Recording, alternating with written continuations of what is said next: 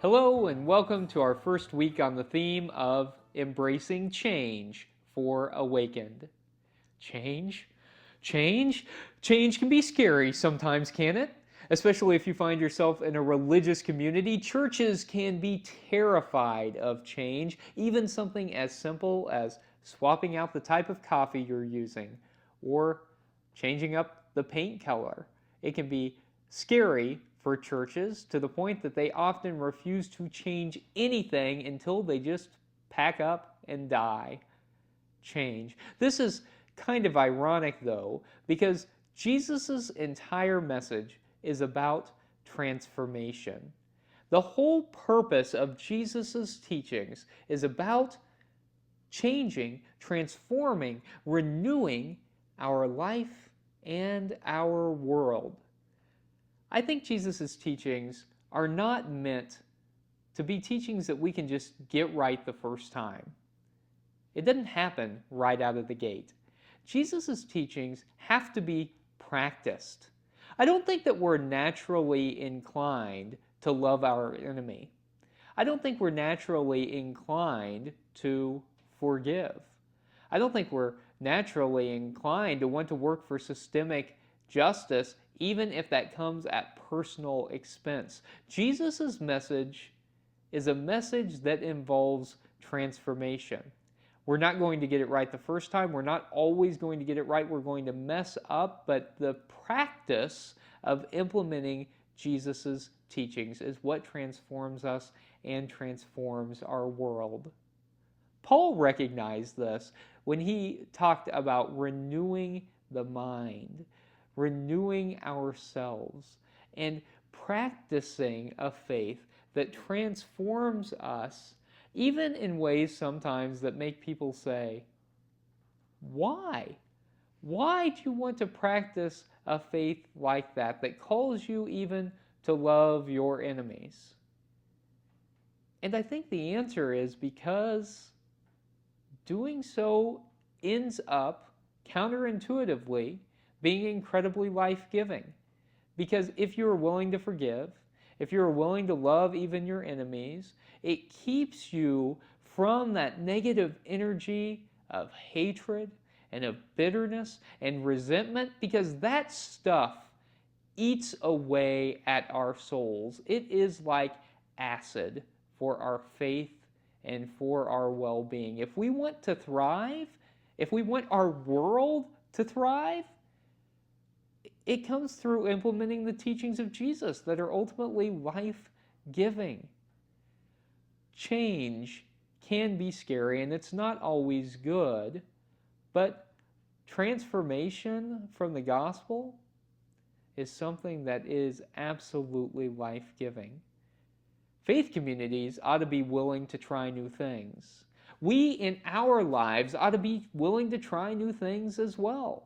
Not saying that everything's going to work out perfectly, that everything's going to stick, but it is by trying that we experience life in new ways, that we can experience faith in new ways. And ultimately, we may even find more expansive life, more expansive faith. Transformation is absolutely possible.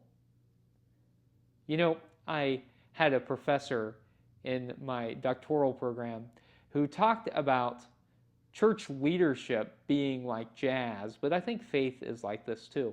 He said that churches have to be willing to try new things, that they have to see their ministry like jazz. And in jazz, you know your primary melody. You know what's carrying you through. That's like your mission, vision, core values as a church. It's like your faith that Jesus has taught you as a Christian. But in jazz, you go off and you improvise a bit. You try new things, you experiment. And if it works, you might jam on it for a while. And if it doesn't, you come right back to the main melody.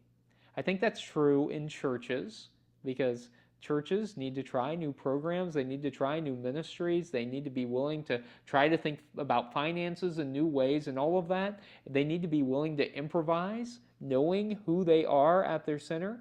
I think it's also true for us as Christians that we ought to know who we are. We ought to know Jesus' primary teachings about love, compassion, but the way that we implement those, the way that we experience God, that we ought to be willing to try some new things.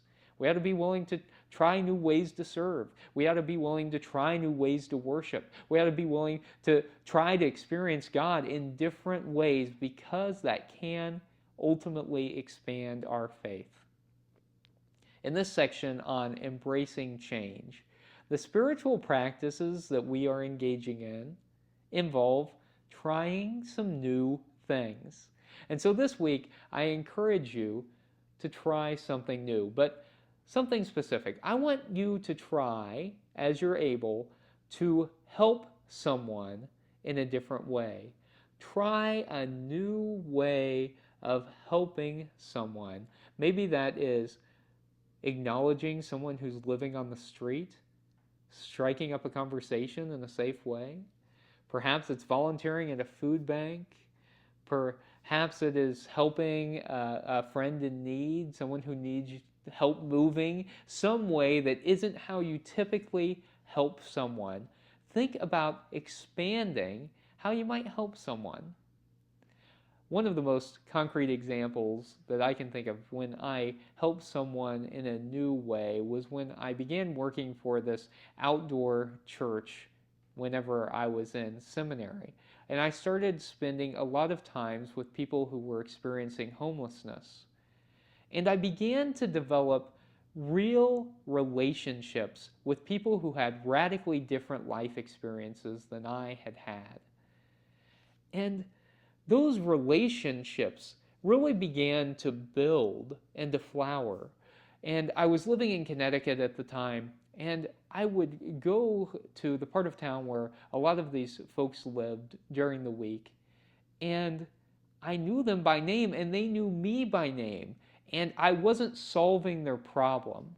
I didn't have a way to get them housed or to stop addiction or to treat mental illness. I, of course, tried to help them connect with services as I could, but what I could do was build a relationship. And that benefited both of us because we both had experiences to share. There was friendship and commonality there. Encountering people in new ways, helping people in ways that are outside of your comfort zone can be incredibly life-giving. In a safe way, of course, but it can be incredibly life-giving to help people in ways that are safe, that stretch you. So this week, think about a way that you could help someone in a way that you haven't tried before. I hope it's life-giving for you. May it be so, and thanks be to God.